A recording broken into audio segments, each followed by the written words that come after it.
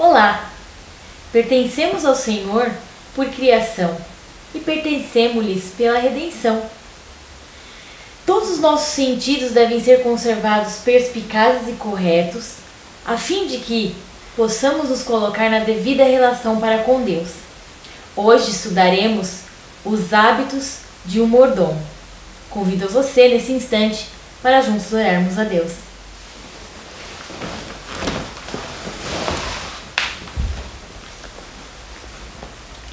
Querido Pai, agradecemos a Ti por te pertencer. Amém, meu Deus. Neste momento importantíssimo, estaremos, Senhor, estudando Tua Palavra, falando mais um pouco do Teu amor e daquilo que o Senhor tem para nós. Amém. Amém, meu Deus. Lhe pedimos, Senhor, a inspiração, o poder do Espírito Santo e a sabedoria para todos os que estão transmitindo e também ouvindo. Amém, meu Deus. Te pedimos e agradecemos, em nome de Jesus. Amém. Amém. Amém, meu Deus. Apresentação.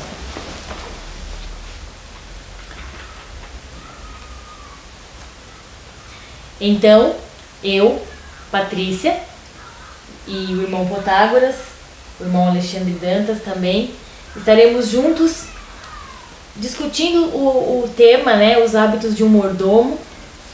Lá em Salmo 119, nos versos 9 a 11, o verso para memorizar nos diz: de que maneira poderá o jovem guardar puro o seu caminho? Observando-o segundo a tua palavra. De todo o coração te busquei. Não me deixes fugir aos teus mandamentos. Guardo no coração as tuas palavras, para não pecar contra ti. Irmão Alexandre, comente para nós um pouco esse texto. Esse texto é interessante, que é uma pergunta. De que maneira poderá o jovem guardar puro o seu caminho? É uma pergunta. De que maneira? A resposta vem logo embaixo, né? Observando segundo a tua palavra. Então, de que maneira que nós podemos guardar o nosso caminho puro? Observando segundo a palavra de Deus. Bíblia, Espírito e Profecia, nossa Adventista. De todo o coração te busquei. Não me deixe fugir dos teus mandamentos. Guarda no coração a tua palavra para não pecar contra ti. Então é interessante, Salmo 119, verso 9 a 11, diz claramente, faz uma pergunta, como a gente pode guardar o caminho puro, e fala, guardando a palavra no nosso coração e andando segundo a tua palavra, segundo o que está escrito, né? Sim. Bíblia, Espírito e Profecia, palavras. Amém. É interessante falar em hábitos, né? Porque o tema é os hábitos de um mordomo. Muita gente talvez não sente a importância do hábito na vida do cristão, tanto para o bem quanto para o mal. Então a gente pode falar em hábitos ruins e hábitos bons. Para começar, aqui no livro Mensagens aos Jovens, fala muito sobre a questão do caráter, a formação do caráter na vida do cristão. E ela diz assim, o caráter não é obra do acaso, não é determinado por uma explosão de gênio, um passo dado em direção errada. É a repetição dos atos que faz com que isso se torne um hábito, moldando o caráter para o bem ou para o mal. Aí continua dizendo, um caráter reto não se forma senão por meio de perseverante e incansável esforço, pelo aproveitamento de todo o talento e aptidão de que se foi dotado para a glória de Deus. Ou seja, então, qual é a única coisa que nós levamos para o céu? O caráter. E aqui está dizendo, aqui está colocando duas coisas que antecedem o caráter, que é o ato e o hábito. Isso está no livro Mensagem ao Jovem, no capítulo 45, dessa versão aqui está na página 163, página 163. Então você veja que há uma importância muito grande a questão até do ato, não é? Porque hoje em dia é muito diminuída a questão do ato, né, irmão Alexandre, por causa da doutrina de Agostinho, a doutrina do pecado original, que fala que o pecado, você já nasce com o pecado, e aí então fica algo estranho, e então é minimizada a questão do ato. Aí surge aquela ideia de pecado e pecados, que é uma ideia equivocada, né, claramente equivocada. Então aqui, por esse texto, claramente se vê a importância de um ato. Esse ato, ele pode formar hábitos. Quando você faz um ato, você pode fazer um ato esporadicamente, mas esse ato, ele pode vir a formar um hábito. E esse hábito, segundo a nossa profeta aqui, ele vai influenciar o seu caráter, que é a única coisa que você leva para a vida eterna. Então, só por esse texto aqui, nós já vemos a importância de bons hábitos e a importância de nós vencermos pela fé os maus hábitos. E o ato, né? Vigiar nos atos, né? Sim. Tem um texto assim para a igreja, volume 4, página 452, ó. Seremos individualmente para o tempo e a eternidade. O que nossos hábitos fizerem de nós. A vida dos que foram bons hábitos, a vida dos que formaram bons hábitos, está ligando com o seu texto aí, e são fiéis ao cumprimento de todo o dever, serão a luz brilhante lançando raios vivos no caminho dos outros. Então são a luz do mundo e são o sal da terra, né? Aqueles que vivem individualmente a mensagem, né? Faz um hábito bom aqui, forma um caráter semelhante de Cristo. Eles são o quê? Eles são luz, será a luz brilhante lançando raios vivos no caminho dos outros. Então eles são uma bênção para os outros, né? Exato. Então quer dizer que os hábitos de um mordomo, irmão Alexandre, ele pode não ser só benéfico na minha vida, mas na vida de outras pessoas também. Certeza. Interessantíssimo, né? E agora aqui no livro Mente, Caráter e Personalidade, volume 2, a nossa profeta diz assim, ó, na página 599, atos repetidos em dado sentido tornam-se hábitos. Então, como é que se forma um hábito? Com atos repetidos. Esses podem ser modificados por uma educação severa na vida posterior, mas raras vezes são mudados. Uma vez formado, tornam-se os hábitos cada vez mais firmemente arraigados no caráter. Por isso que muitas pessoas falam, até psicólogo, que a gente tem que vencer nossas manias, né, nossas falhas, quando nós somos jovens, né? Porque quando vamos ficar velhos, esses hábitos vão ficando mais arraigados, esses hábitos vão ficando arraigados, mais difíceis de vencer. Né? E pela fé, nós sabemos que para Deus nada é impossível. Então hoje nós devemos pedir a Deus para que nossos hábitos sejam mudados. Porque uma vez nossos hábitos sendo mudados, nosso caráter, por sua vez, será mudado. Sim. Domingo, temos aqui por título Hábito, buscar a Deus em primeiro lugar. Então, em Mateus 22, 37 e 38, Atos 17, 28, Efésios 5, 15 e 17, também, e alguns outros versos também nos falam importantíssimos textos. Né, irmão Alexandre, você pode ler para nós Mateus 22, 37? O irmão Protágoras pode ler para nós Atos 17, verso 28. Está escrito aqui, Mateus capítulo 22, verso 37 a 38. Respondeu-lhe Jesus, tu amarás o Senhor, teu Deus, de todo o teu coração, e de toda a tua alma, e de toda a tua mente. Este é o primeiro grande mandamento. Atos 17, verso 28. Porque nele vivemos e nos movemos, e existimos, como também alguns de vossos poetas disseram, pois somos também sua geração. Amém.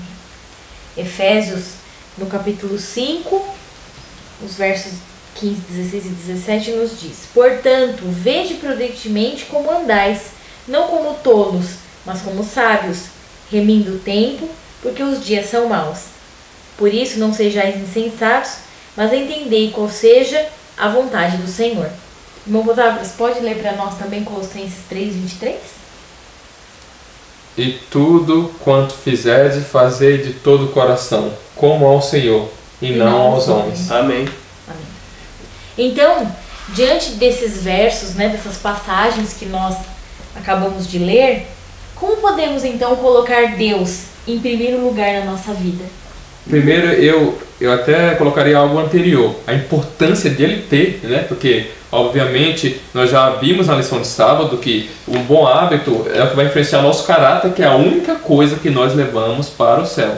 Sim. Então, colocar Deus na nossa vida em primeiro lugar, na nossa vida, né? Nas horas matinais, é de suma importância, né?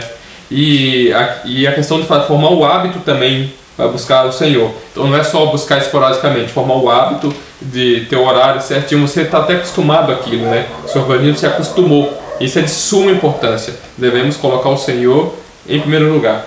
Se Sadraque, Mesaque e Abednego, ele colocou Deus em primeiro lugar naquela situação de grande angústia, por ser jogado dentro de uma fogueira, nós, irmãos, não temos desculpa nenhuma se colocarmos qualquer coisa em nossa vida, qualquer responsabilidade que nós temos no nosso dia a dia, acima de Deus. Não temos desculpa nenhuma. E para nós colocar Deus em primeiro lugar, o texto que eu li aqui, Mateus 22, 37, amando o Senhor de todo o teu coração, de todo o teu entendimento, ou todas as tuas forças, né? Então a gente tem que amar Deus de todo o coração. Só assim Deus pode ficar em primeiro lugar na nossa vida. Nós podemos perceber que o amor é muito fácil perguntar para uma pessoa que está casado, né? O amor, ele é o quê? Através da convivência, através do relacionamento. Então, se nós buscarmos ao Senhor em primeiro lugar, nas manhãs, nas nossas vidas, nas nossas decisões, então a gente vai tendo cada vez mais esse relacionamento com Deus, formando esse hábito, né? Aqui em Mente, Caráter e Personalidade, também é um trecho aqui que está na própria lição, no volume 1, a página 15, nos diz, né? Cada manhã, dediquem-se corpo e espírito a Deus, firmem hábitos de devoção e de confiança cada vez maior em seu Salvador.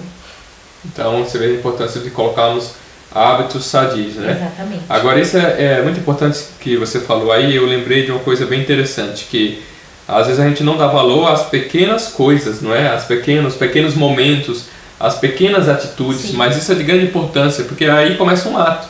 Você começando fazendo isso, esse ato vai, de alguma maneira, formar um hábito, né? Devemos, então, ter cuidado com os mínimos detalhes da nossa vida cristã. Sim. Né? Nós devemos nos cercar, nós devemos andar, tendo em mente a vontade do Senhor, ter um relacionamento com Ele. Aqui no livro Eventos Finais, tem algumas citações muito interessantes, né, que fala sobre isso. Na página 58 fala assim, dessa versão: nenhum coração renovado poderá ser conservado em estado de aprazibilidade sem a aplicação diária do sal da palavra de Deus. Então, se buscar a Deus, em primeiro lugar, na hora da manhã, você vai estar em oração firme e lendo a palavra de Deus, né? Então, eu oro, eu falo com Deus, eu leio a palavra, Deus fala comigo. Então, a graça divina deve ser diariamente recebida, diariamente. Então, não é uma coisa assim que eu recebi hoje, eu vou ficar com jejum de graça. Não existe jejum de graça na vida de um cristão. A graça deve ser diariamente recebida, do contrário, homem algum permanecerá convertido. Aqui está um ponto muito interessante dessa citação. Muitas das vezes a gente acha que conversão, quando eu falo, como foi sua conversão? A gente sempre fala, naquele ano, no ano de 1900 e tanto, no ano de 2000 e tanto, eu me converti. Sim. Mas aqui está dizendo que é permanecer convertido. Só a graça de Deus pode nos fazer permanecer convertido. Então aí está a importância desse hábito. Sim. De colocar a Deus em primeiro lugar em nossa vida. Em todas as coisas, irmãos, devemos colocar o Senhor. E aqui, para que nós possamos permanecer convertido. Seja a vossa fé consubstanciada pela palavra de Deus. Agarrai firmemente o testemunho vivo da verdade. Tende fé em Cristo como Salvador pessoal. Ele tem sido e sempre será nossa rocha do século. O cristão deve estar se preparando para aquilo que logo irá cair sobre o mundo como terrível surpresa. E essa preparação deve ser feita mediante diligente estudo da palavra de Deus e pelo levar a vida em conformidade com seus preceitos. Ou seja, então, buscar a Deus em primeiro lugar é ter uma vida em conformidade com os preceitos divinos. Não é simplesmente também, às vezes a gente fala, buscar a Deus em primeiro lugar. Eu busco a Deus em primeiro lugar. Os meus 5 primeiros minutos do dia é para Deus, mas o resto é só para mim. Sim. Então não é isso só. Então ter Deus em primeiro lugar, meu irmão, você tem que obviamente ter o seu momento de oração com Deus de manhã, isso aí é muito importante. Mas é em todos os momentos da vida, o dia inteiro. O dia é marcado por escolha. Vocês já pararam para pensar? Como um dia, quantas escolhas nós fazemos em um dia? Seja coisas pequenas, sobre qual rua que eu vou, se eu vou por aqui ou se eu vou por ali, ou seja coisas grandes no trabalho, com o vizinho, com a família. Às vezes escolha assim, mentimos ou não, falamos uma verdade ou não. Então, essas escolhas são de suma importância. Então nós devemos estar em constante oração, para que nós não possamos cair nessas coisas pequenas, nesses atos pequenos, que pode formar hábito, que pode influenciar o meu caráter. Então, nós possamos estar agarrados. Então, a pergunta é como nós podemos colocar Deus em primeiro lugar? Em cada momento da vida, cada momento do meu dia, eu escolher servir a Deus, eu escolher fazer o que está de acordo com a vontade de Deus. E eu chegar no final do meu dia e fazer um relatório e falar, Senhor, será que alguma coisa, será que em algum momento desse dia eu falei uma coisa que eu não deveria, eu escolhi para fazer alguma coisa que não agrada ao Senhor? Sim. Então assim eu estou colocando Deus em primeiro lugar. Qual a página aí? Então essa aqui está na página 58 do livro Eventos Finais. Ou seja, então não é só a oração matinal, não é só o início do dia, mas também o final do dia, fazendo um relatório, Senhor, em que eu preciso mudar. E isso, irmãos, não será um fardo se você ama verdadeiramente ao Senhor. Amém. Esse é o princípio que nos rege, é o amor. Queremos estar em harmonia perfeitamente com Deus. Amém. E Deus cuida das pessoas que ama Ele, que busca os seus mandamentos.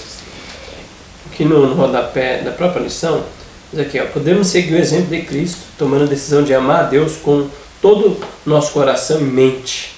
A orar, estudar a palavra de Deus e procurar imitar o caráter de Jesus em tudo o que fizemos. Formaremos o hábito de colocar Deus em primeiro lugar em nossa vida. Pode haver melhor costume para um cristão?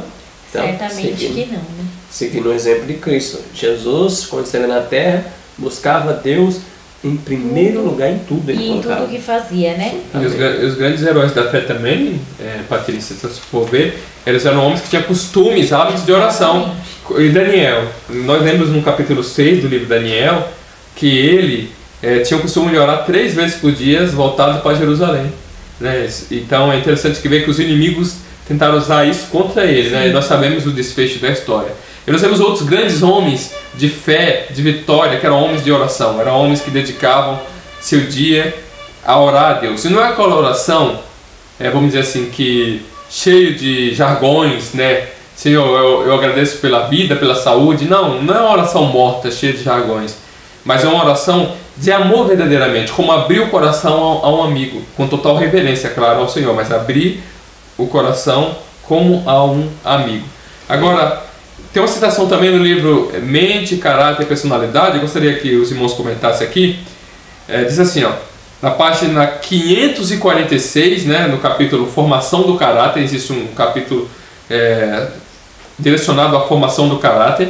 Ele diz assim: se quisermos desenvolver um caráter que Deus possa aceitar, precisamos formar hábitos corretos em nossa vida religiosa. Aqui palavra-chave, termo-chave, vida religiosa, que está aqui em Deus em primeiro lugar, né? A oração diária é tão necessária ao crescimento na graça e mesmo à própria vida espiritual, como um alimento temporal ao bem-estar físico. Assim como nós precisamos todos os dias se alimentar, não é? Sim. Nós devemos todos os dias orar. Então ela faz a comparação entre a oração como uma alimentação diária. Devemos acostumar-nos a elevar muitas vezes pensamentos a Deus em oração. Às vezes não temos como nos dobrar o joelho no local onde estamos, no trem, no ônibus. As circunstâncias às vezes nos impedem. Exatamente. Mas o pensamento elevado ao Senhor. Às vezes quando alguém na rua ou no serviço vem com 4 pedras na mão, né, contra você, você pode elevar o seu pensamento a Deus. Se a mente vagueia, devemos fazê-la retornar mediante perseverante esforço. Meu irmão, você está tendo um perseverante esforço para colocar a sua mente onde deve estar? Essa é uma coisa que devemos pensar. O hábito finalmente fará que isso seja fácil. Olha que coisa interessante. O hábito finalmente, ou seja, no começo vai ser difícil. A gente vai tentar colocar o pensamento onde deve estar, mas vamos ter uma dificuldade. Mas com o tempo, se nós exercer sempre o hábito de levar o nosso pensamento a Deus, então isso vai se tornar fácil. E sempre uma boa tática é sempre cantar um hino, um verso, um coro, né? Porque um versículo bíblico cantado, porque você volta, a música tem um poder muito grande sobre a nossa mente. Sim. E aqui continua dizendo assim, não podemos por um momento separar-nos de Cristo com segurança. Podemos contar com sua presença para assistir-nos a cada passo. Jesus, ele quer estar ao teu lado, ele te ama. Mas somente observando-nos as condições que ele mesmo estabeleceu. Então aqui está bem claro. E o capítulo que a nossa profeta fala isso é a formação do caráter. Ou seja, então é um capítulo muito importante. Sim. Onde deixa claramente o nosso dever de, pela fé, lutarmos para buscarmos ao Senhor com oração e, como li aqui no livro Eventos Finais, com leitura da palavra de Deus, como hábito. hábito firme, não é? Para que nós possamos ter o caráter de Jesus dia a dia, né? Como colocando um tijolo, né? A cada dia, na nossa experiência de cristianismo. Então, para nós fecharmos o hábito de buscar a Deus em primeiro lugar, fica-nos essa pergunta reflexiva. E que fique essa pergunta para cada um de nós que estamos aqui e para você que está nos assistindo.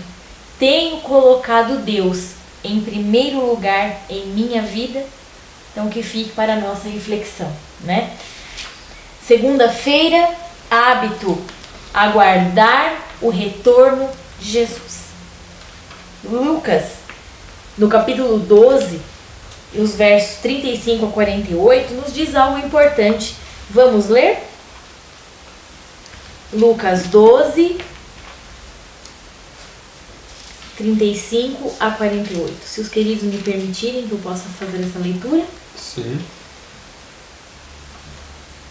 Vamos lá, começando do verso 35 de Lucas 12.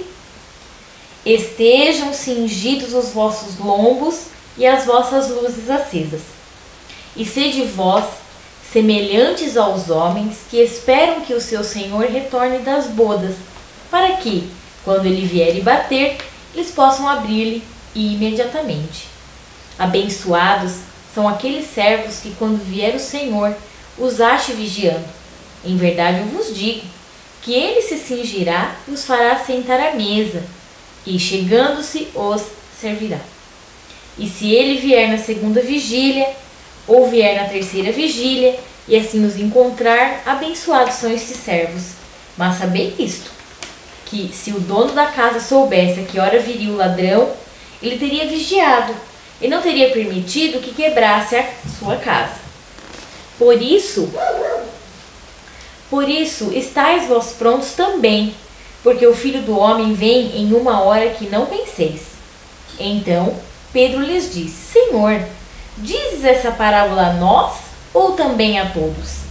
E disse o Senhor: Qual é, pois, o mordomo fiel e prudente, que seu senhor fará governante sobre os servos, para lhes dar uma porção de alimento na estação devida? Abençoado é aquele servo a quem o Senhor, quando vier, achar fazendo assim. Em verdade eu vos digo que ele o fará governante sobre tudo o que ele tem. Mas, se aquele servo disser em seu coração: o meu Senhor atrasa em sua vinda, e começar a espancar os servos e servas, e a comer e beber, e a embriagar-se, o Senhor daquele servo virá num dia quando ele não espera, e numa hora em que ele não está ciente, e cortá-lo-á pelo meio, e lhe dará a sua porção com os incrédulos. E o servo que sabia a vontade do seu Senhor, e não se preparou, nem fez conforme a sua vontade, será castigado com muitos açoites. Mas o que não sabia e fez coisas dignas de açoites, será castigado com poucos açoites. Porque a quem quer que muito foi dado, muito será requerido dele. E para o homem que muito foi confiado, muito mais se exigirá dele. Esse fechamento aqui, ele é desse trecho que nós lemos, ele é muito importante, né? E pensando nisso, como devemos nos relacionar com a questão da segunda vinda de Jesus? Devemos buscá-lo e aguardá-lo, né? Fielmente, igual inclusive vocês citaram, o Potágio citou, buscando a Deus, vigiando os hábitos, os atos, né? Formando um caráter semelhante de Cristo. Sim. Porque é interessante o último texto seria o verso 48, mas os que não sabiam e fez coisas dignas de ações será castigado com poucos açoites. Porque a quem que muito for dado, muito será requerido dele. E para o homem que muito foi confiado, muito mais exigirá dele. Esse texto cai em nós no 27º dia, né? Sim. Foi-nos confiado as 3 mensagens angélicas, foi-nos confiado verdades poderosas para os últimos dias. E se a gente foi confiado mais coisa, se a gente não colocar em prática, nós vamos ser mais castigados que outros que não teve tanta luz como a gente teve, né? É isso que está escrito. Então, e é interessante que a Patrícia leu aqui que o servo que sabia a vontade do seu Senhor. Então, quando fala servo aqui no contexto, a gente pode trocar a palavra servo por mordomo, para contextualizar aqui com a nossa lição. Então, o mordomo, todo mordomo ele tem a responsabilidade. Toda mordomia tem o dia da prestação de contas. E aqui o que leu nessa parábola, nesse trecho no livro de Lucas, exatamente vai haver uma prestação de contas. E será que nós sabemos qual é a vontade do nosso Senhor? Como é que nós sabemos qual é a vontade do nosso Senhor? Com a Bíblia e com o Espírito de Profecia, pela palavra dos profetas. Agora, nós sabemos qual é a vontade do nosso Senhor. O título da lição de segunda-feira é o hábito de aguardar o retorno de Jesus. Como que se processa esse hábito? Será que aguardar a vinda de Jesus não é uma mera expectativa? Como assim hábito de aguardar? Porque alguém poderia perguntar, como assim hábito de aguardar o retorno de Jesus? Irmãos, o hábito de aguardar aqui a vinda de Jesus significa que em toda a minha visão de mundo, toda a minha visão de vida, tem que ter em mente a vinda de Jesus. Todos os meus planos que eu faço, tanto planos a longo prazo, tanto planos a curto prazo, e, enfim, a médio prazo, eu tenho que ter em mente que eu sou uma pessoa que não sou cidadão desse reino. Sim. Igual os anabatistas tinham, irmão Alexandre, eles não se sentiam cidadãos desse reino. Então nós devemos ter em mente que nós somos a geração que vive no dia da expiação. Nenhuma outra geração de cristão está vivendo igual nós estamos vivendo. Então nós estamos vivendo no dia da expiação. Então nós sabemos que nós temos a doutrina do santuário. Então nós devemos nesse dia ter em mente a vinda de Jesus, planejar conforme esse ideal. Isso é ter um hábito. Então, por exemplo, se eu sou jovem, eu estou planejando casar, eu tenho que casar com alguém que de coração espera a vinda de Jesus. Se eu estou pensando em comprar uma casa, eu tenho que comprar uma casa conforme essa expectativa aqui da vinda de Jesus. Então, se você quer saber como é a casa daquelas pessoas que aguardam o retorno de Jesus, leia o livro Vida no Campo. Lá você vai ter todo o panorama, não é? Deus tem um chamado para aquelas pessoas que aguardam a vinda de Jesus nos últimos dias, com o plano original que está no livro de Gênesis, no capítulo 1 de Gênesis, no capítulo 2. Ali no capítulo 1 e 2 de Gênesis está o casamento que Deus planejou, o casamento do Éden, né? E nós temos ali a alimentação original em Gênesis 1, ali por volta do capítulo 29, mais ou menos, verso 29, desculpa, capítulo 1, com a alimentação original. Nós temos ali com a moradia original, que é no campo, junto à natureza. Enfim, então nós temos ali toda a característica do plano que Deus queria para a humanidade. Que nós sabemos que, por causa do livre-arbítrio que Deus deu ao homem, nós sabemos o que esse mundo virou. Então todos os que têm o hábito de aguardar a vinda de Jesus no tempo que nós estamos vivendo, eles, através de consultando os profetas, a Bíblia, a Espírito de Profecia, eles serão levados exatamente ao plano original do Criador. Então nós devemos desenvolver toda a nossa vida com base nesse princípio. E nós não devemos ser pessoas de dar desculpa. O Senhor mandou ir para o campo, mas é só na hora que sair o decreto dominical. Reforma de saúde, isso daí nós vamos ver um pouco mais para frente aqui. Isso daí não é ponto de salvação. E muitas coisas mais. Nós não devemos ser pessoas de desculpa, ficar dando desculpa. Nós devemos amar o Senhor. E amando ao Senhor nós vamos obedecer tudo que Ele pede. Então isso ter o hábito de aguardar o retorno de Jesus. Interessante que tem um texto aqui no Parábola de Jesus, parte 69, diz aqui qual o hábito de aguardar a volta de Jesus, o retorno de Jesus, porque cai naquilo que a gente já está comentando, né? É o hábito e o caráter. E aí, como que a gente apressa a volta de Jesus? Quando o fruto se mostra, mexe logo a foice, porque está a chegada a ceifa. Que fruto é? O fruto do Espírito, Gálatas 5. Cristo aguarda com fremente desejo. O que é fremente desejo? Com fremente desejo, com disposição, querendo aquilo. A manifestação de si mesmo em sua igreja. Quando o caráter de Cristo, ou seja, apto, aí vira um caráter. Então nós temos que buscar o Senhor. Quando o caráter de Cristo reproduzir perfeitamente seu povo, então virá para reclamá-los como seu. Todo cristão tem um privilégio, não só de esperar a vinda de Cristo, porque aptos a aguardar a volta de Jesus, não só de aguardar, como também de apressá-la. Se todos que professam o seu nome produzissem fruto, Gálatas 5:23, para a sua glória, quão depressa não estaria o mundo todo semeado com a semente do Evangelho. rapidamente amadurecia a última grande seara e Cristo viria para recolher precioso grão. Então nós temos que frutificar para Cristo, dando um caráter semelhante de Cristo, para que Cristo possa voltar. Cristo então está esperando que o caráter dele possa aparecer na sua igreja. Aí ele volta. Isso é fazendo hábito, buscando o Senhor com hábito, tendo atos corretos, forma-se um hábito e aí gera um caráter semelhante de Cristo. Então, completo, nos versos, né, dos quais nós discorremos aqui, que está lá em Lucas, o servo, ele regaladamente vai vivendo, né, e ele vai tendo em sua mente a seguinte questão: o meu Senhor tarde virá, né? Em nossas vidas temos muito a aprender, porque ser sábio é também aprender com os erros de outras pessoas e não fazer. Sim. Certo? E com ele nós podemos aprender a não fazer isso, não ter isso em mente: o meu Senhor tarde virá. Por quê? Talvez a nossa vida possa ser ceifada em algum momento. Nós não sabemos o que será do nosso futuro.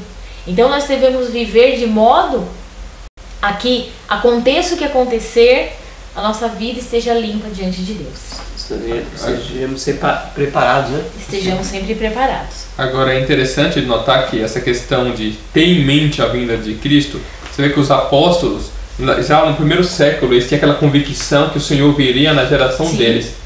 Todo verdadeiro cristão aguarda o Senhor voltar na geração dele, porque o prazer do verdadeiro cristão é servir a Jesus. O que mais pode ser o prazer de um verdadeiro cristão? Então nós queremos, nós esperamos, nós expectamos. E muitas das vezes somos mal. A pessoa que tem o hábito de aguardar o retorno de Jesus é uma pessoa que faz coisas que muitas das vezes aos olhos do mundo é loucura.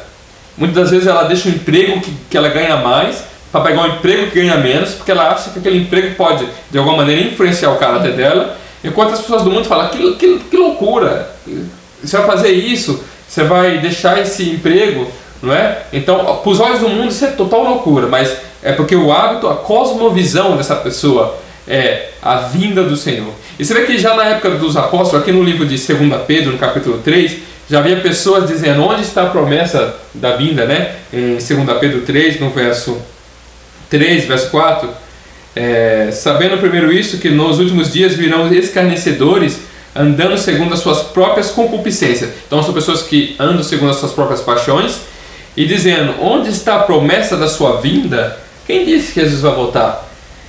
Porque desde que os pais dormiram, todas as coisas permanecem como desde o princípio da criação. Essa foi a mesma ilusão que os pré-diluvianos tiveram.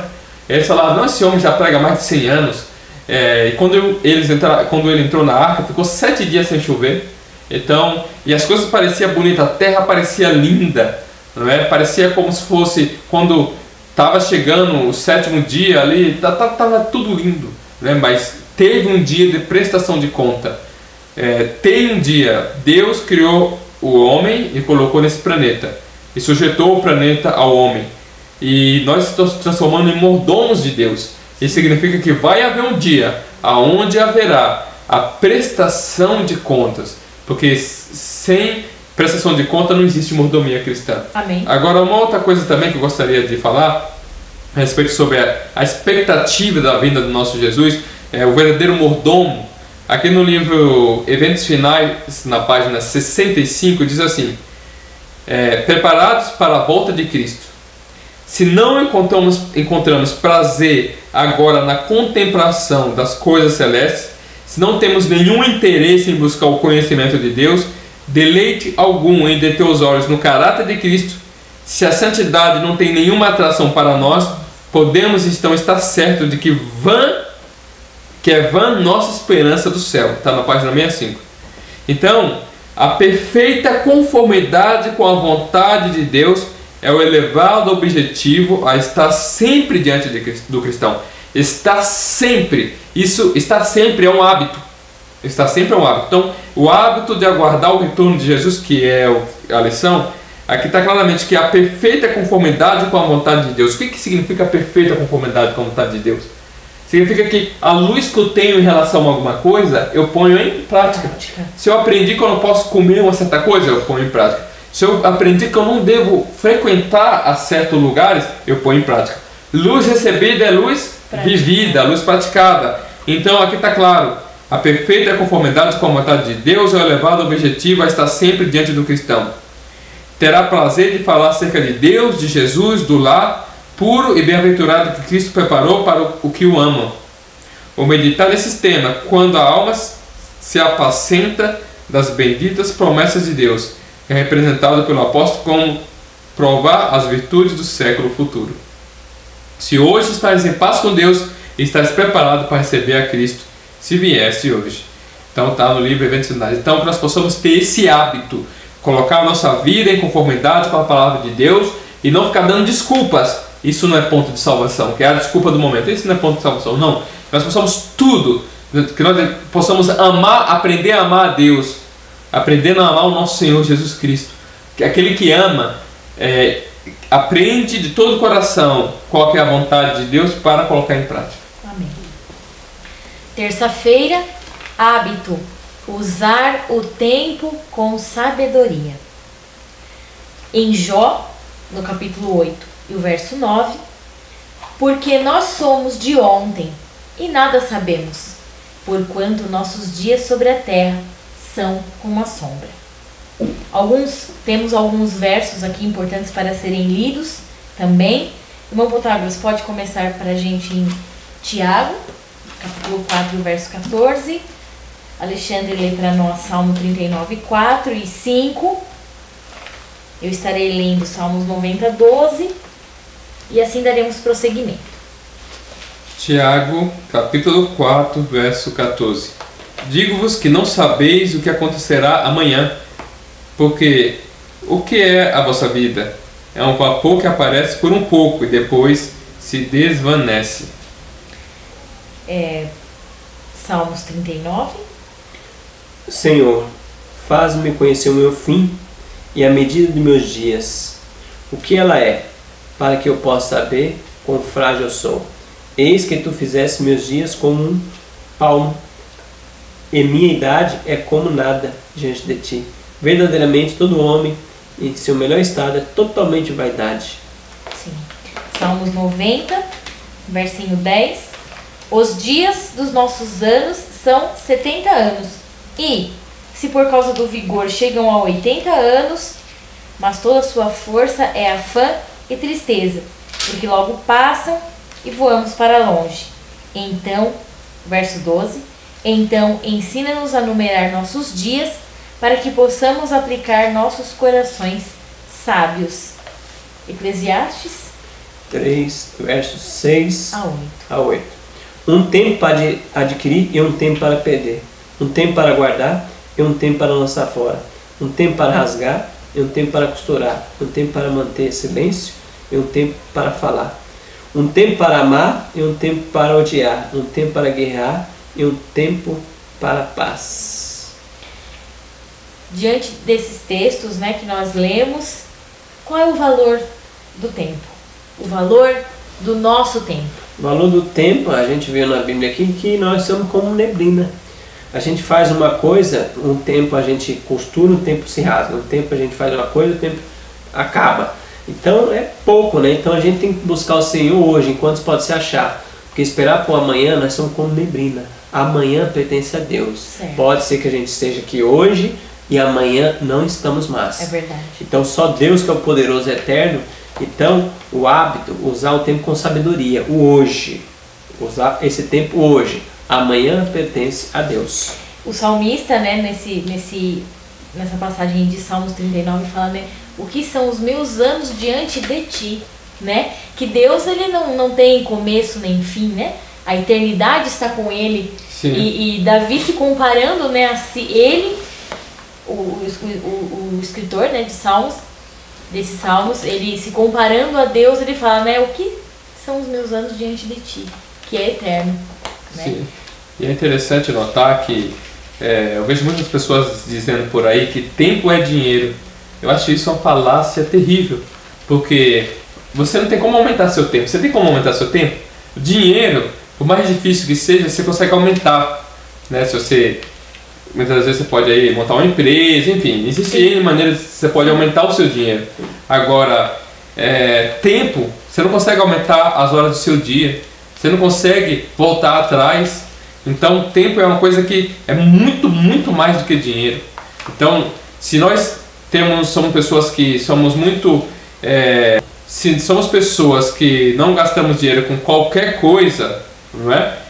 Deveríamos ser muito mais diligentes em relação ao tempo, porque o tempo ele não volta, ele não tem como voltar. Você desperdiçou, não tem como você ampliar o tempo, você não consegue aumentar o tempo, né? E como você acabou de ler aí no Salmo 90, ele deixa claro que nosso dia na Terra é 60, 70 anos. A expectativa de vida comum. Exatamente. No tempo que nós estamos vivendo, exatamente não passa disso. Sim. A expectativa de vida é entre 70 e 80 anos. Agora é interessante de ver que esse tempo passa muito rápido, né? Então o que você tem feito do seu tempo? Então é a mordomia do tempo. O Senhor vai nos pedir conta também. O que nós passamos fazendo nessas horas, né? Então muitas das vezes Satanás nos coloca em um sistema em que nós gastamos todo o nosso tempo com coisas que nós achamos que é importante.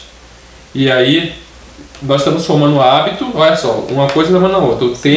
O pouco tempo que nós temos, nós estamos formando um hábito que pode degradar a nossa espiritualidade. Né? Que nós possamos pensar bem mesmo o que nós estamos fazendo aí com esse dom tão maravilhoso que Deus nos deu. Então eu posso dizer, eu não preciso dizer que tempo é dinheiro, mas eu posso dizer que tempo é precioso. Exatamente, é muito mais do que dinheiro, né? Então é preciosíssimo. Porque Efésios 5, verso 15 a 16 diz aqui, ó: portanto, vede prudentemente como andais, não como tolos, mas como sábios, remindo o tempo, porque os dias são maus.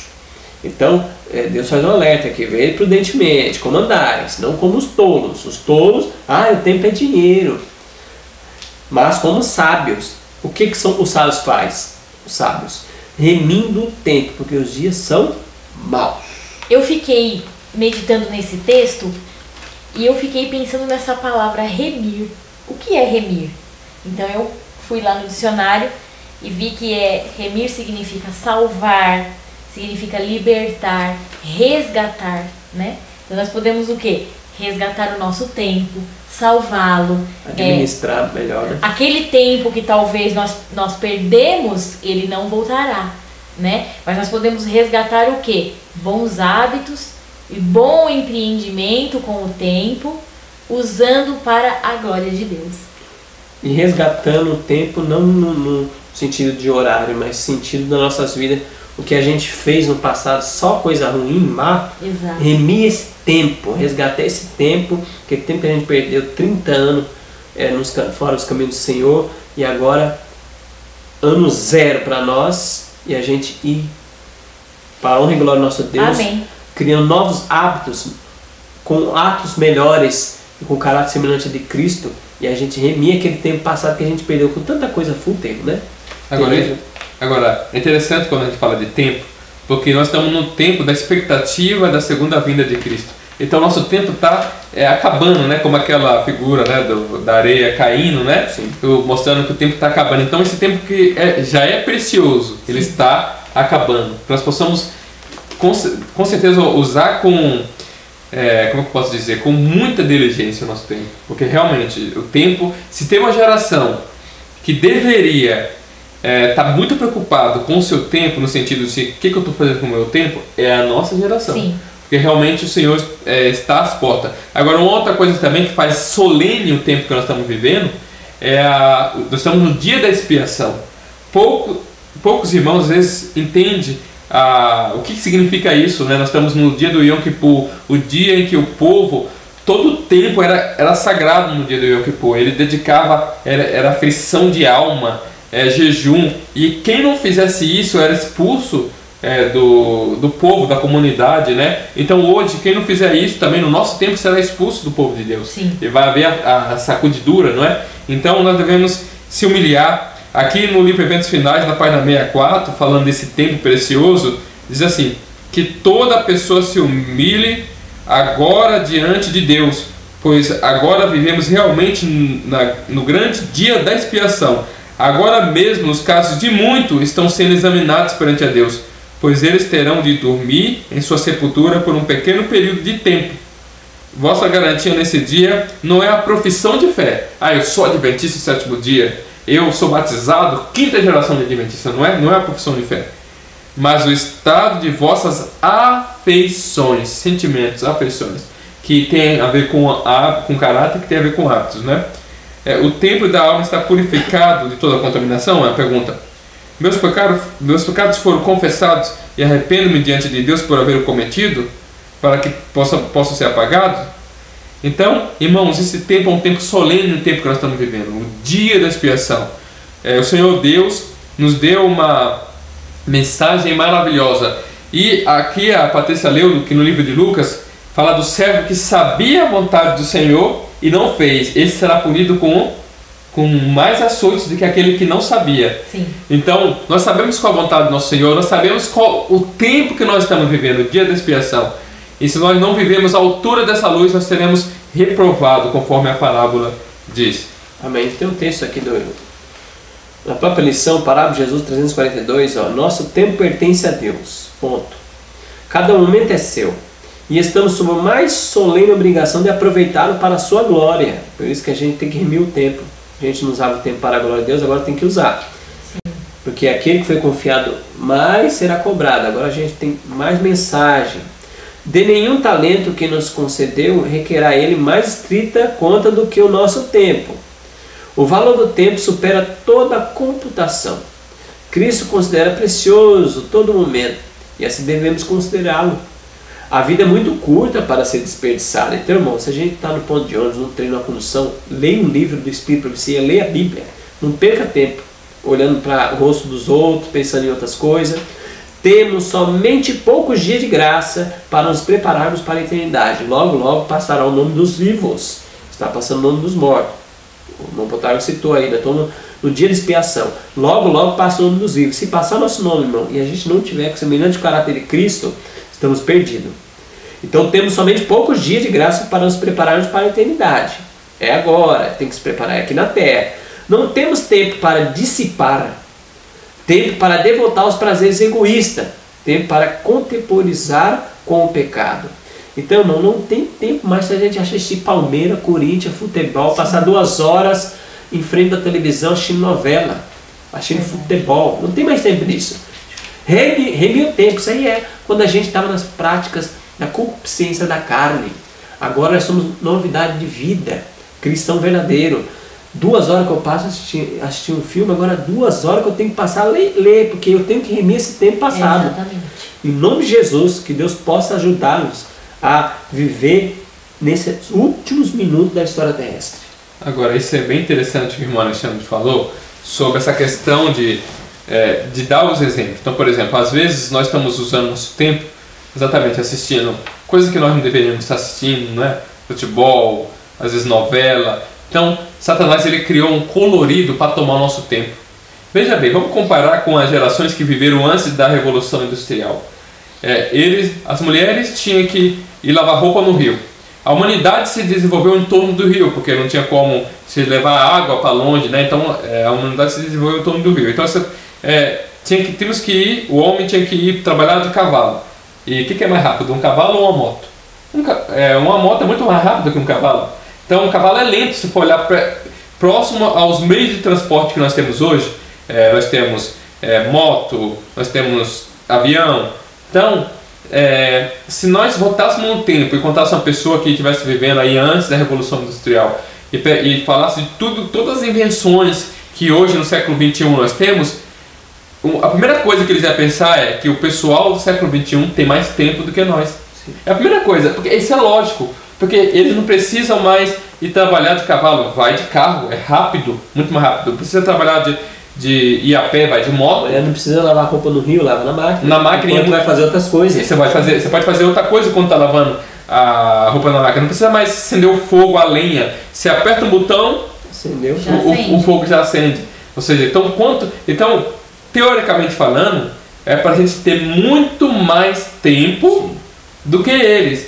Mas contraditoriamente falando, nós somos a geração que menos tem tempo. Será que isso não foi algo que Satanás planejou? Será que Satanás não está por trás disso? Sim. Porque Satanás ele quer divergir nossa mente, ele quer distrair nossa mente com coisas e nos tirar do que é essencial. Então ele coloca coisa, vai ter Copa do Mundo esse ano, todo mundo começa a falar Copa do Mundo, não sei o que, vai ter isso, vai ter aquilo, né? E aí a gente começa a divergir nossa mente do objetivo, né? E aí a gente dá o mínimo possível para a causa de Deus. E daí a nossa espiritualidade fica como Laodiceia. E aí a gente não entende às vezes porque não há prosperidade espiritual. Sim. Então isso é algo muito sério para nós prestarmos. O que nós estamos fazendo com o nosso tempo? Será que nós não estamos amontoando muita coisa para fazer? Então vou matricular na academia, vou matricular no curso, na pós-graduação, vou matricular no curso de piano, no curso de inglês, no curso disso, no curso daquilo. E é tanta coisa que realmente no dia de 24 horas parece que está pequeno. Será que verdadeiramente nós precisamos disso? E que nós possamos lembrar da história de Marta e Maria. Qual foi a parte que Maria escolheu? A melhor. A melhor, estar diante do Mestre e ouvir a palavra dele. Mesmo que aparentemente eu estou ficando para trás, estou ficando para trás. Meus amigos do serviço, eles já estão com MBA e eu não. Então eles aparentemente estão na minha frente. Mas irmãos, o verdadeiro mordomo de Cristo, ele tem em mente o retorno de Jesus. Então ele sabe que um dia tudo isso vai acabar. Ele não fica atrás dessas coisas. Ele vive para o Senhor. Para nós possamos ser verdadeiros mordomos do tempo. Lembre-se, o Senhor vai pedir conta do seu tempo. O que você faz no seu tempo? O que será que você está colocando, né, ao longo do teu dia, que está tomando tudo, né? Nós possamos ser verdadeiros mordomos, que nós possamos renunciar a coisas que nos afastam de Cristo ou coisas que só vêm para amontoar, não é? Nós possamos ser seletivos nesse ponto também. Sim. Quarta-feira, hábito de manter a mente, o corpo e o espírito saudáveis. Atos 3:21 e Apocalipse 21, 1 a 5. Vou dar a oportunidade para os cavalheiros. Alexandre pode ler Atos 3:21 e o Protágoras pode ler o Apocalipse 21, 1 a 5. Atos 3:21 está escrito assim: ao qual é necessário que o céu receba até o tempo de restauração de todas as coisas, do quais Deus falou pela boca de todos os seus santos profetas desde o princípio do mundo. Apocalipse 21, verso do 1 ao 5. E vi um novo céu e uma nova terra, porque já o primeiro céu e a primeira terra passaram, e o mar já não existe. E eu, João, vi a santa cidade, a Nova Jerusalém, que de Deus descia do céu, preparada como uma esposa adornada para o seu marido. E ouvi uma grande voz do céu que dizia: eis aqui o tabernáculo de Deus está com os homens, pois com ele habitará, e eles serão o seu povo, e o mesmo Deus estará com eles e será o seu Deus. E Deus limpará dos seus olhos toda lágrima, e não haverá mais morte, nem pranto, nem clamor, nem dor, porque já as primeiras coisas são passadas. E o que estava assentado sobre o trono disse: eis que faço nova todas as coisas. E disse-me: escreve, porque essas palavras são verdadeiras e fiéis. Que promessas maravilhosas, né? Bem. Então, diante do que lemos, que esperança encontramos nessas passagens? Como devemos viver enquanto esperamos essa restauração final? Aqui é uma grande esperança nós encontramos, né? Nessa passagem, esperança de restauração de todas essas coisas. Então, o pecado ele manchou o universo e o Senhor vai, nós sabemos que tem toda uma história do grande conflito e o Senhor vai acabar com a história do pecado. O Senhor vai riscar a história do pecado. Mas será que isso vai ser restaurado na volta de Jesus, tudo, né? Mas será que hoje então a gente pode degradar nosso corpo, fazer o que a gente quer? Porque já que vai ser transformado nosso corpo, quem se importa, né? Vamos fazer tudo, como diz Raul Seixas, né? Tudo que da lei, quiseres, fazem conforme o que quiser, porque tudo é da lei, né? Sociedade alternativa, será que a gente deve fazer isso, irmãos? Olha, aqui... Devemos pensar, né? Desculpe. Devemos pensar na parábola do servo mau, né? Sim. E negligente. Sim. Sobre o que você falou aí, muita gente, às vezes até em nosso meio, fala assim que... mas um exemplo aqui, a lição de quarta-feira, fala hábito de manter a mente, o corpo e o espírito saudáveis, né? Muitas vezes as pessoas falam, mas isso não é ponto de salvação. Isso é coisa que a gente ouve muito. Só que isso, irmão, é um equívoco muito grande. Porque, primeiro, ponto de salvação só existe um, que é Jesus. Ele é o que nos salva, Ele nos redime, Ele nos limpa. Agora, ponto de perdição, existe vários. Há muitos. Muitos pontos de perdição. Até o teu penteado do cabelo pode ser o teu ponto de perdição. É só você colocar ele como um Deus, olha, sair mostrando para todo mundo, ó, meu penteado. Então isso pode ser o teu ponto de perdição. Porque lembra que você leu no início, atos vira o quê? Atos corriqueiros. Sim. Hábito. E o hábito fazendo isso sempre cheira o quê? O caráter. Pronto. O caráter é exatamente o fim ali, né, de nossa luta cristã. Então nós vamos desenvolver dois caráteres. Tem como desenvolver, né? O caráter semelhante de Cristo e o caráter semelhante a quem? Ao inimigo. Não tem um caráter neutro. É só dois caráteres que vai desenvolver. E aqueles que gerar um caráter semelhante de Cristo, por isso nós estamos no tempo da graça para desenvolver isso, vão desenvolver o caráter de Cristo. Cristo vai nos buscar, como está em Palavra de Jesus, página 69. Se a gente desenvolver o caráter semelhante a de Satanás, Jesus vem na nuvem do céu. E aí ele não vai destruir o pecador. Jesus não vai destruir o pecador, vai destruir o pecado. Mas eu estou agarrado com o pecado de Satanás. Lembra que está escrito na Palavra de Deus que o lago de fogo e enxofre foi preparado para Satanás e seus anjos. Exatamente. Não foi? Mas se eu quero associar com eles, eu quero ficar amigo deles, caráter deles, e eu vou queimar com eles. Eu vou me perder com eles.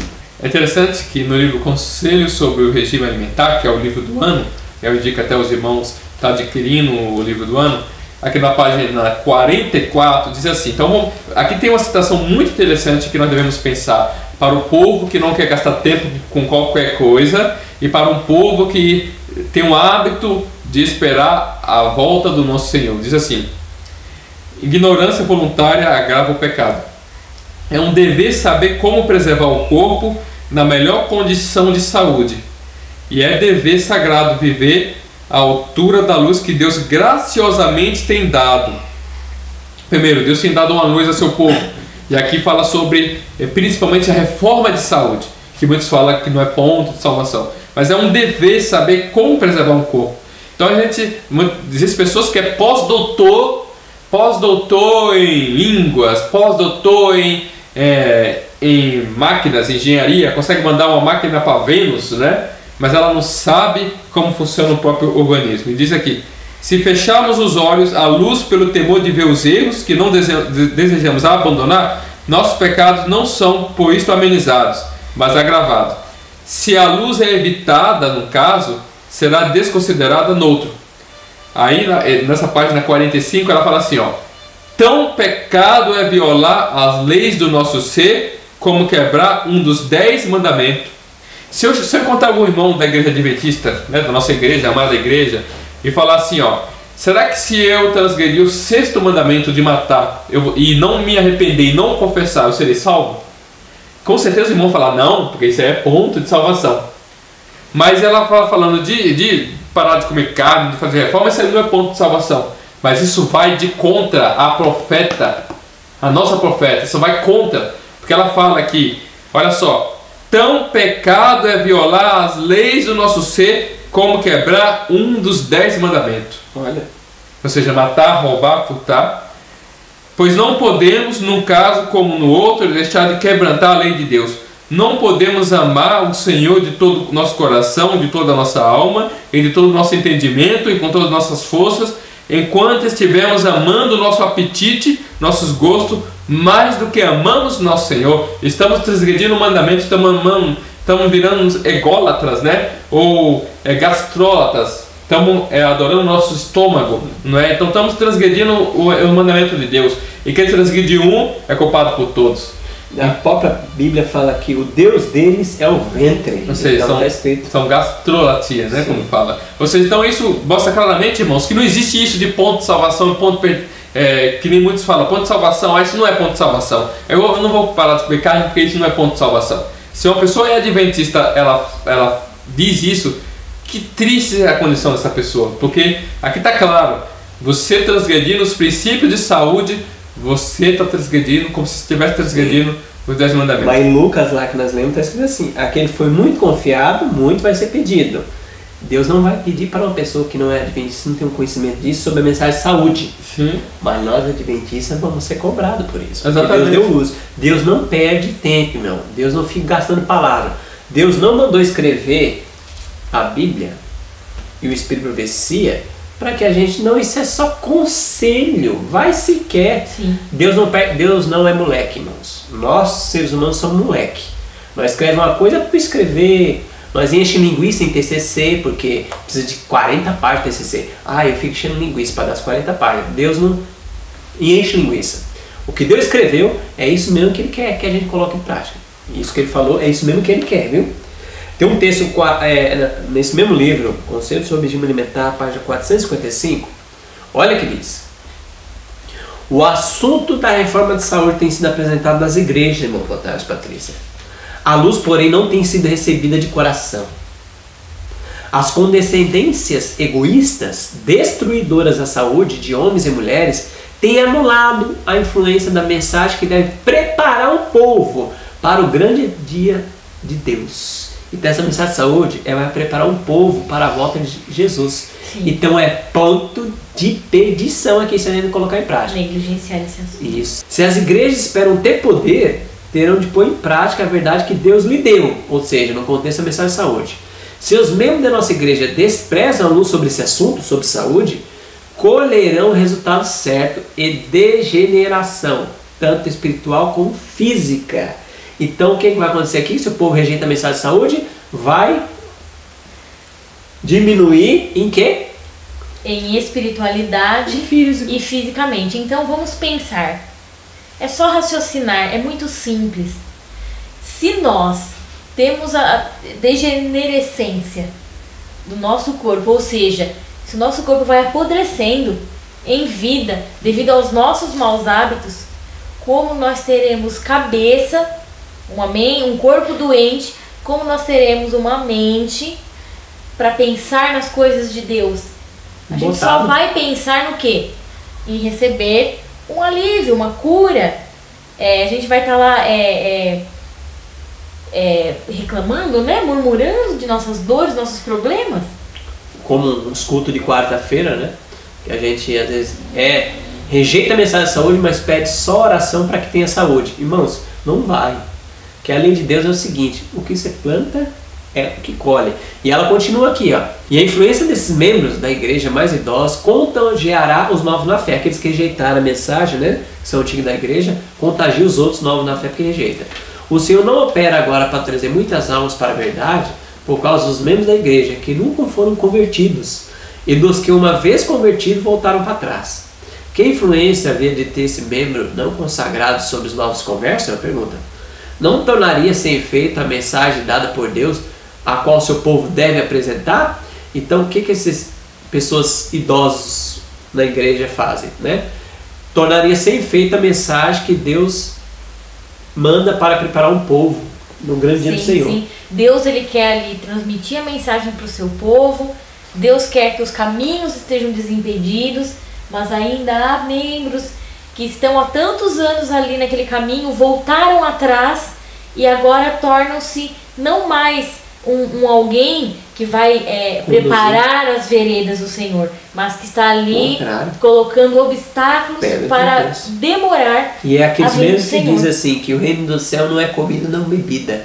Eles não gostam da mensagem, é contra, e quando o novo na fé quer colocar em prática a mensagem de saúde, eles dizem: meu irmão, o reino do céu não é comida nem bebida, não é pão de salvação. Estamos na graça. Não se preocupe. Contagia, irmão. E aí a mensagem que era para preparar um povo no grande dia do Senhor, não prepara. Exatamente. E uma coisa que muitos não param para pensar não é a questão de, será que se eu comer um pedaço de carne agora eu morrer, será que eu estou salvo ou não? Muitos só pensam de maneira muito simplória, assim. Mas, deixa eu fazer uma pergunta. Será que se um homem cair no adultério, ele trai a esposa dele, e aí ele morre sem ter força para pedir perdão a Deus, será que esse homem morreu salvo? Eu acho que não, porque ele não confessou o pecado dele. Porque Provérbios 28:13 diz que tem que confessar e abandonar, e alcança a misericórdia. Sim, só que muitas às vezes a pessoa não pensou que ela foi tentada antes e caiu, mas por que ela caiu? Porque ela foi um processo. Então é complicado, né? Sim. Isso é muito complicado. No céu nós teremos muitas surpresas? Sim. Sim. Mas assim, é complicado dizer. Sim. Ou seja, você, às vezes a pessoa, o homem, ele estava na igreja, mas ele se alimentou mal durante todo aquele momento, todos os anos, e a mente vai ficando fraca. A nossa mente, o nosso organismo não é forte.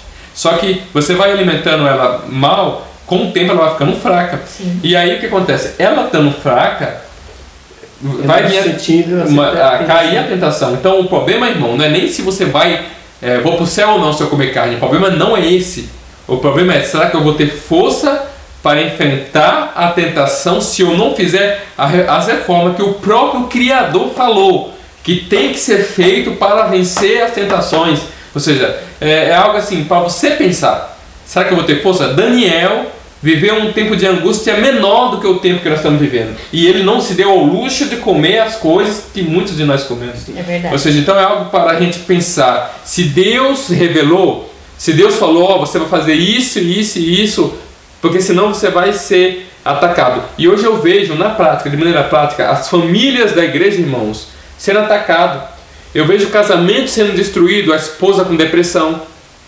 Eu vejo o casamento sendo destruído, o marido explosivo. E são pessoas que têm anos de igreja. E muitas das vezes isso aconteceu por quê? Porque nunca deu valor à reforma de saúde. E aí muitas das vezes, se uma pessoa dessa se perder por causa da briga no casamento, ela vai falar para Deus: Senhor, eu briguei, acabei brigando, acabei não tendo força. Mas Deus falou, ó, se desde o começo você tivesse feito, obedecido à luz da reforma de saúde, você não teria chegado a esse estágio. Porque muitos casamentos na igreja têm acabado por causa da reforma de saúde, porque não colocou em prática.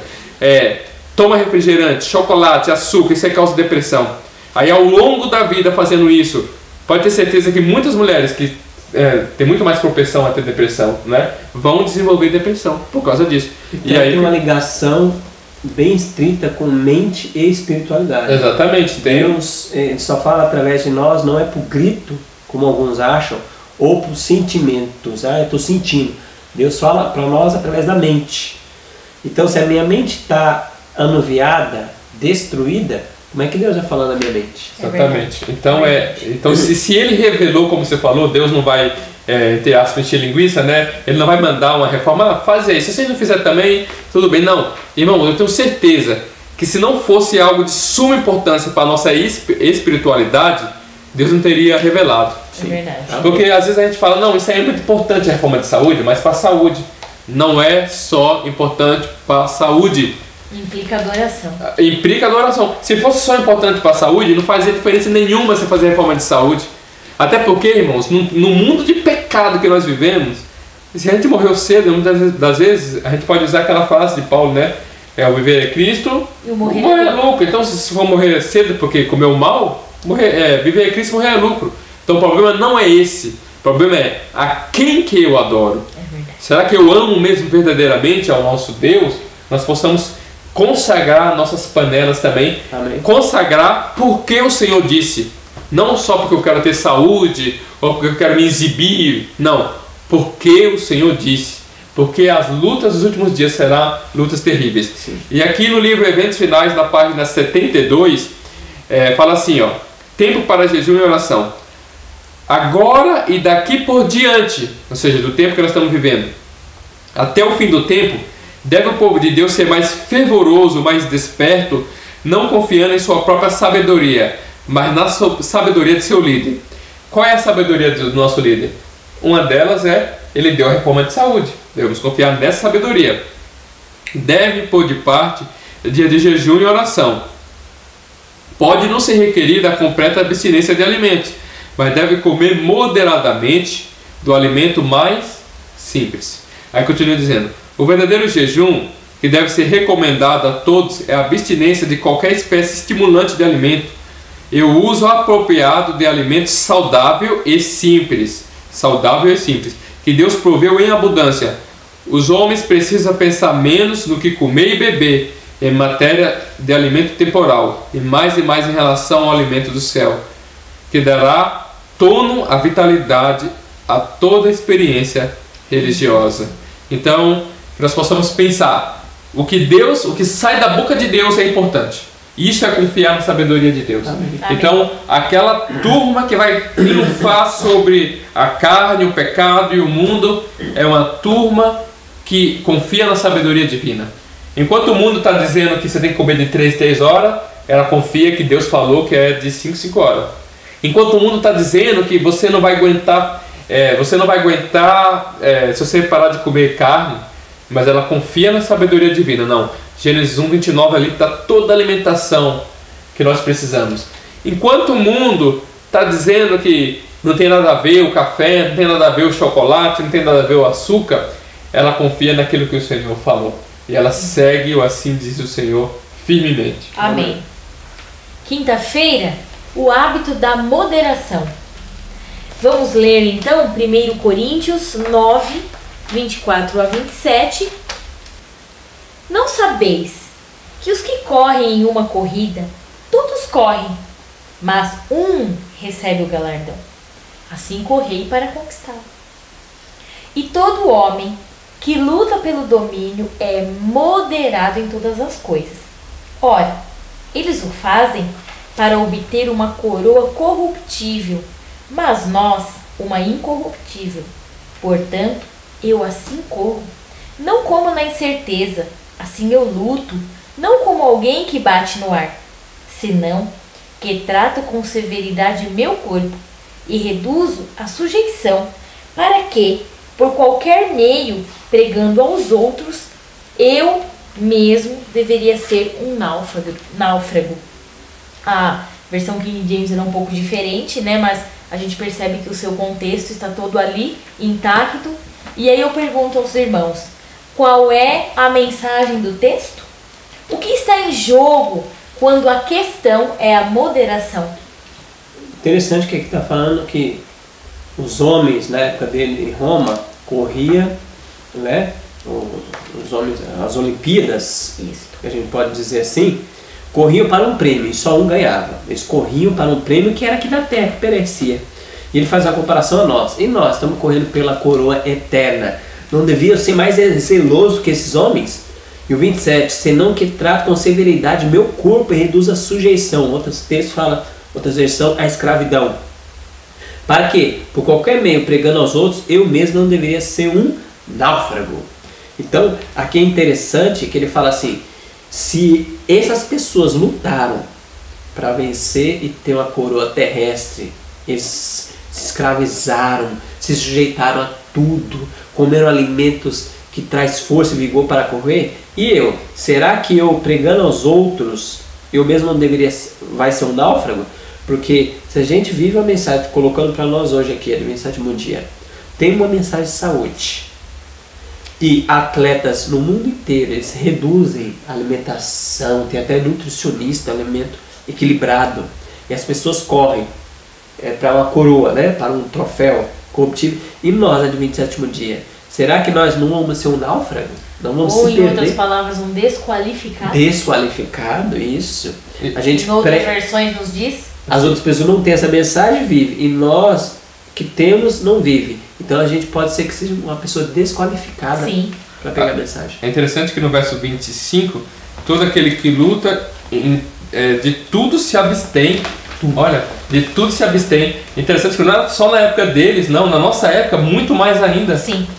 E é interessante notar também que, imagine só um corredor falando assim, o nutricionista fala, você vai comer isso, isso e isso. Ah, não estou nem aí com isso. Eu vou comer o que eu quero comer. Eu nunca vi ninguém que é atleta fazendo isso. Sim. Ah, eu vou comer o que eu quero, eu vou dormir a hora que eu quero.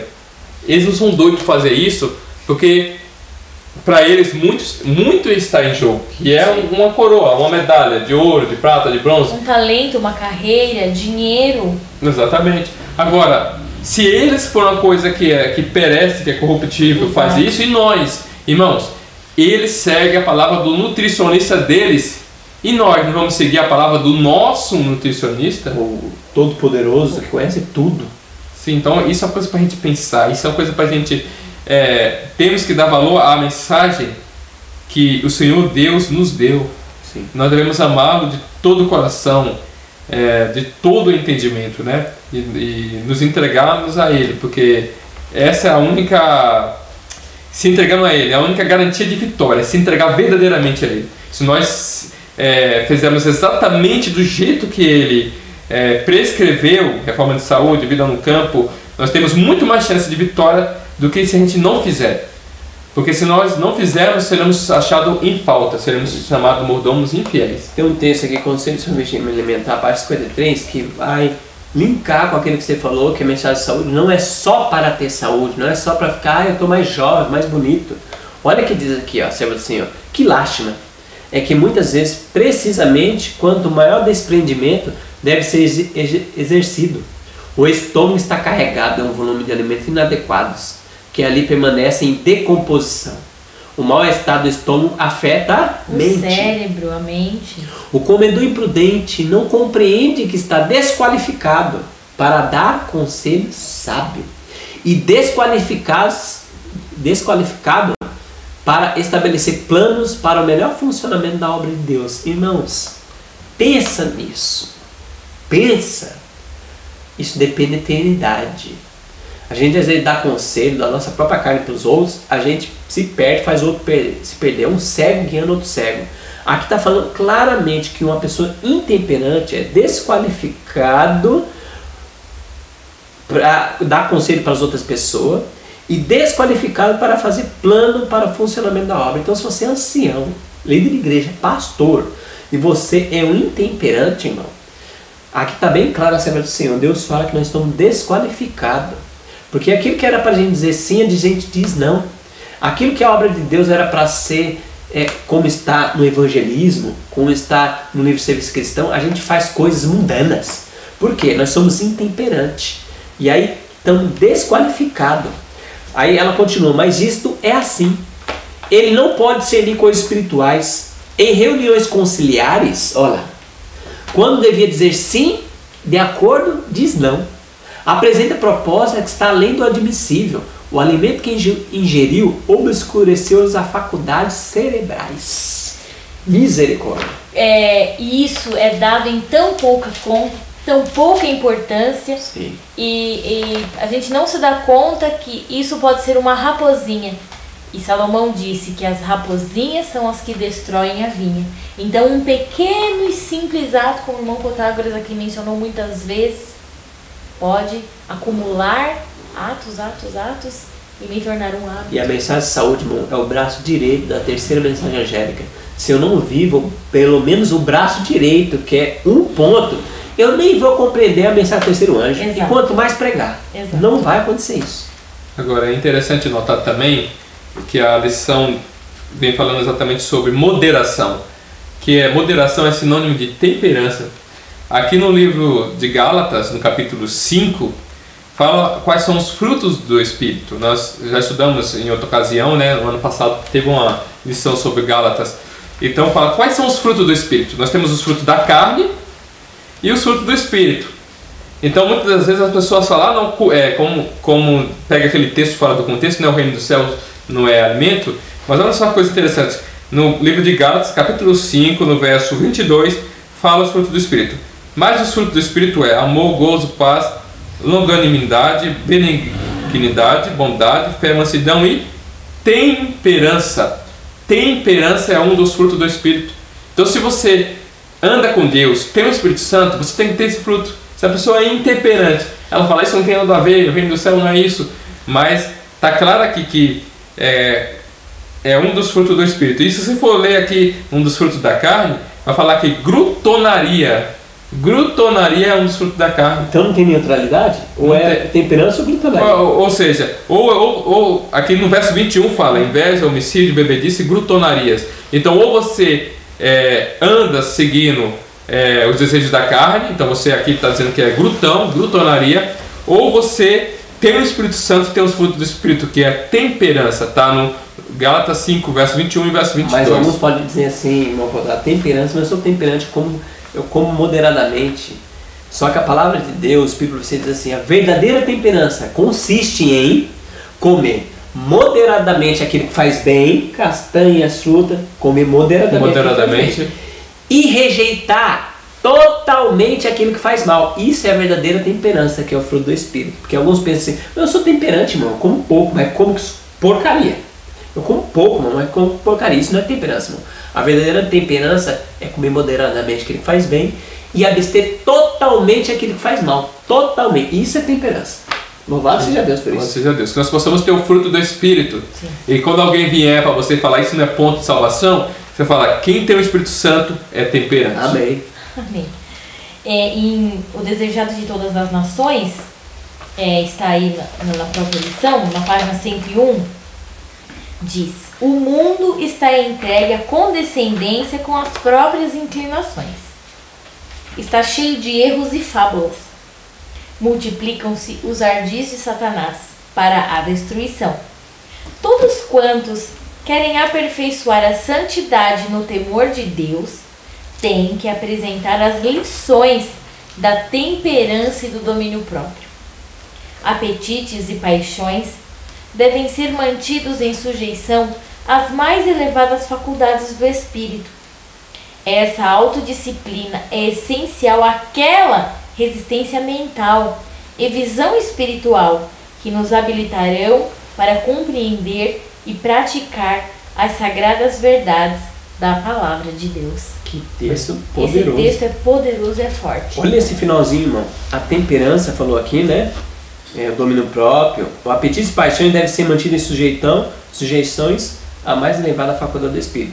Essa autodisciplina, temperança, que a gente tem que se esforçar, não é fácil. Não.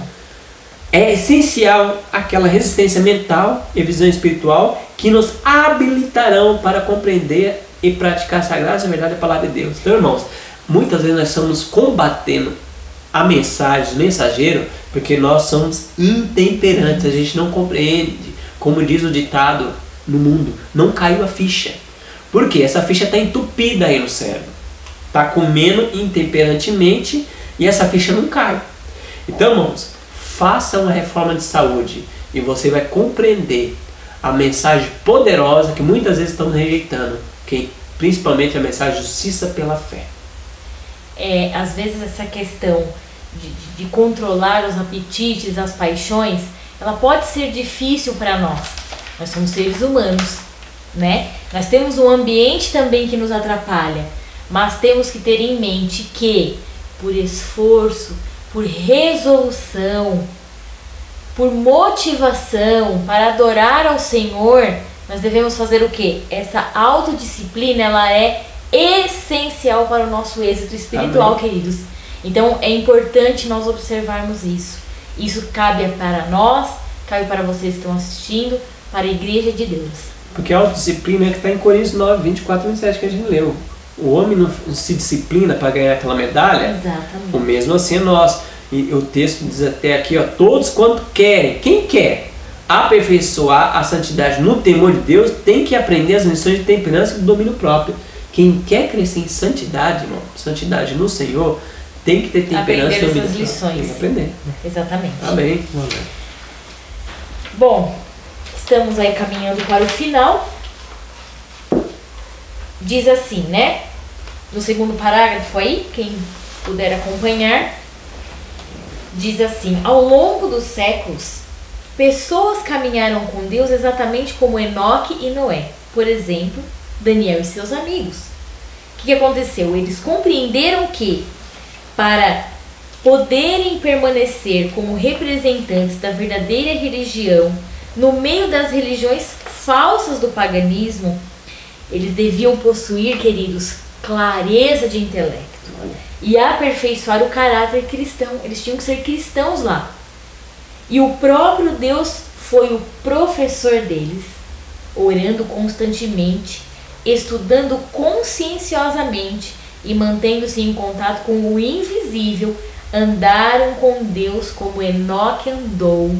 E aquele tempo, aquelas influências, tantas coisas ali à mente, à nossa frente, não são tão diferentes dos nossos tempos hoje. Eu posso afirmar que mudaram os personagens, mudaram os cenários, mas a trama continua a mesma, e esse diretor de tudo isso, que é o Senhor Jesus, ele requer de nós a mesma atuação. Eu não estou falando aqui de um teatro, que a nossa vida seja um teatro, ou que deva ser, mas que nós estamos envolvidos nessa história. E nós somos, nós não somos coadjuvantes, queridos. Nós somos personagens principais. Sim, nós somos um espetáculo para os mundos. Exatamente, isso tem tudo a ver, né? Sim. Andar com Deus define o que um mordomo faz. Ele vive com Deus diariamente na terra. Em meio a um mundo corrompido, um mordomo sábio tornará sua caminhada com o Senhor um hábito, pois somente por meio dessa conexão com Deus podemos nos resguardar de cair nos males predominantes. Irmão Alexandre, fala para nós aí algo a mais. O pontual também está entrelado com isso aí. Daniel 1:8 diz que ele resolveu firmemente não se contaminar com as iguarias do rei. Então Daniel venceu e seus amigos na estátua que foi erguida na Nabucodonosor, Daniel na cova dos leões, Daniel podia ser na presunção, como diz o rei lá, só tu, Daniel, pode interpretar. Ele falou, eu não, é Deus. E ele já estava um senhor idoso. Por quê? Porque ele viveu a mensagem de saúde da época dele, mano. Então ele estava com a mente livre. Por isso que ele venceu. Pelo poder do Senhor Jesus. Se apegou com Jesus, Jesus deu essa mensagem para ele. Tem um texto, Conselho sobre Saúde, página 576. Olha que texto aplicou para Daniel e aplica para nós também. Deve ser tão grande cuidado em formar hábitos corretos no comer e beber, como o estava falando no início. O alimento ingerido deve ser de espécie que elabore o melhor sangue. Comemos, vai para o sangue, isso é lei. Os delicados órgãos da digestão devem ser respeitados, por isso que a gente tem que aprender a maquinaria viva, né? Deus requer de nós, mediante temperança em todas as coisas, que façamos nossa parte para nos mantermos a nós mesmos com saúde. Então Deus pede para nós façamos nossa parte para nos mantermos a nós mesmos com saúde. Preste atenção nessa frasezinha aqui, irmão. Ele não pode iluminar a mente de um homem que faz o seu estômago uma fossa. Não ouve as orações daqueles que estão andando à luz das faíscas da sua própria fogueira. Irmão, isso é sério. Presta atenção que eu vou reler só um trechinho final aqui. Ó. Deus não vai iluminar a mente de um homem que faz seu estômago uma fossa. O que é uma fossa? Fossa só cai porcaria. Então se a gente come tudo que tem no mercado, nós nos torna uma fossa. Também nós bebemos líquido com refeição. Isso gera o quê? Fermentação. E o estômago vira uma fossa, apodrece a comida ali. Não ouve as orações, Deus, daqueles que estão andando à luz, a faísca da sua própria fogueira. Então, irmão, Deus avisou. Se a gente contrai uma doença que é por um alimento que a gente come, como é que Deus vai nos curar? Vai nos curar para que novamente a gente pratique aquilo ruim de novo? Nós temos que se converter. Provérbios 28:13. Aquele que confessa e deixa alcança a misericórdia. Então, confessa e deixa alcança a misericórdia. Provérbios 28:13. Agora é interessante, você falou aí dessa questão da cura, que eu vi uma vez um pastor falando e achei bem interessante que por isso que a confiança em Deus é o 8º remédio e não o primeiro. Porque muitos falam, por que a confiança em Deus não é o primeiro remédio natural de Deus? Por que é o 8º? Porque você só pode dizer para essa pessoa, confie em Deus em relação à cura, se ela viveu ou se ela vai se arrepender e vai reformar primeiro. Aí depois que ela reforma, você pode dizer para ela, agora confie em Deus. Sim. Entendeu? Ou seja, então, se a pessoa ela vive toda a reforma de saúde e fica doente assim mesmo, aí você pode chegar e falar para ela, confie em Deus. Agora, se não, você não pode falar isso, porque você sabe claramente que o motivo da doença é a transgressão. A palavra de Deus diz assim, aqueles que desviam seu ouvido de ouvir a lei, até a sua oração será abominável. E você falou que a lei dos 10 mandamentos é junto com a lei de saúde. Você leu. Então, se eu desvio o ouvido de ouvir a mensagem de saúde, é muito importante. Até minha oração é abominável. Isso está escrito na palavra de Deus, irmão. Nós usamos esse texto direto, nós adventistas. Nós, às vezes, pegamos esse texto e aplica só para os pentecostais, só para os evangélicos. E nós não, nós estamos assim, andando na cocada, né? Como diz o ditado. Não, irmãos. Tudo que Deus escreveu é para o povo de Deus. Nós não achamos que somos o povo de Deus? Nós dizemos, nós somos o povo de Deus. Então nós temos que colocar em prática a Bíblia e escrever, porque foi escrito para o povo de Deus. Amém. Sim. E é interessante, irmãos, que aqui muitos podem até ouvir, às vezes fica até desanimado, mas eu tenho uma mensagem de esperança para os irmãos. Deus tem um futuro inteiro para você. Você pode mudar a sua vida pelo poder de Deus. E aqui no livro Mensagens aos Jovens, na página no capítulo Normas do Êxodo, na página 27, diz assim: todo o céu é sabedor do pensamento e de toda ação. Vossos atos podem não ser vistos por vossos companheiros, mas estão patentes à inspeção dos anjos. Os anjos são comissionados para ministrar aos que lutam para vencer todo mau hábito e livrar-se dos ardis de Satanás. Então Deus envia anjos. É uma promessa para você hoje que está ouvindo essa lição, para terminar aqui, para concluir. É uma promessa, existe uma promessa de Deus, que Ele vai enviar anjos para te ajudar. Amém. Se você quiser lutar e ser testemunha de Deus, né? Que você possa tomar posse dessa bênção verdadeira. Amém. Eu posso finalizar esse momento, né, de estudo aqui, de reflexão, com uma palavra: adoração. Tudo isso nós devemos cultivar e fazer para honrar e glorificar ao nosso Senhor Jesus.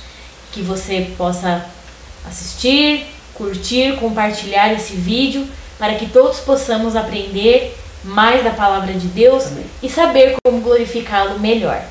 Vamos orar?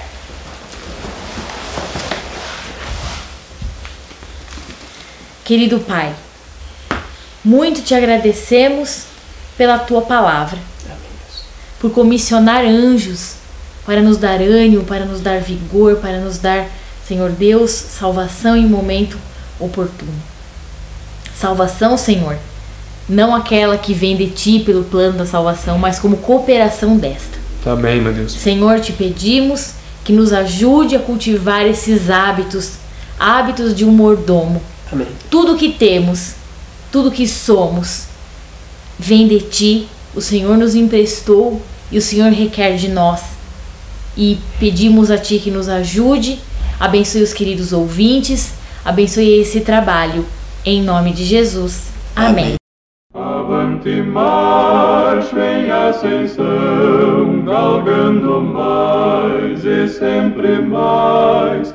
E vou fazendo esta oração, leva os meus pés para onde está.